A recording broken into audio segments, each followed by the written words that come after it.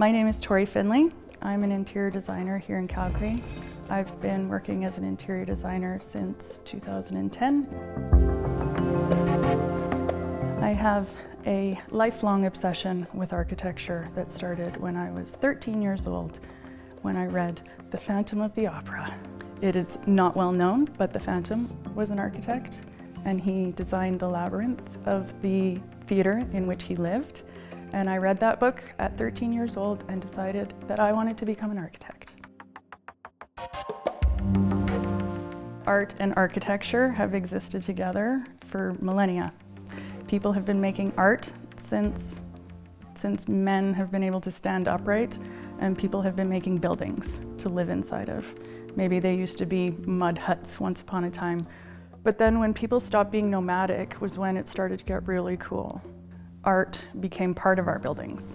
At first, it used to just adorn our buildings. So we used to have frescoes painted on walls, or you'd have stained glass windows in your buildings. The buildings themselves started to become pieces of art. When you look at certain structures, like for example, Santiago Calatrava, he designs bridges. And we have one in our city, the Peace Bridge. It's an interesting piece of art when you look at it, but it also serves a function. So the building itself, when you look at it from afar and you see it, it's interesting and it's cool to look at, but it also serves the purpose of carrying people across the river.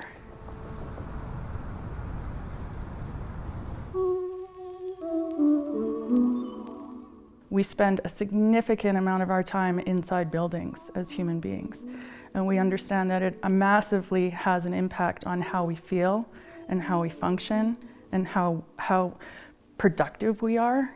So in architecture, there's certain elements, when combined together, create different feelings. In churches, for example, when you'd go inside them, you would have this feeling of awe and inspiration.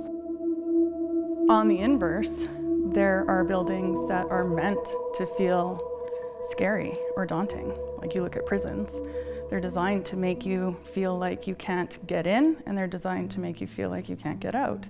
Those factors are done intentionally often. When they're not done intentionally, right? So if you have a building that has, that evokes a feeling that's unintentional, that's just bad design. Have you ever been inside a building that's 1,000 years old? I went to the Pantheon and I literally cried when I stood inside of it because it's so beautiful.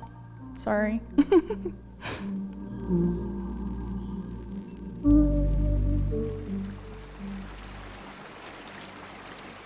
Another reason that I love architecture is because it is our connection to the past. If you think about Stonehenge, like that structure was left there by a group of nomadic people so that they could visit it and they could feel awe when they saw it. And people today still feel that.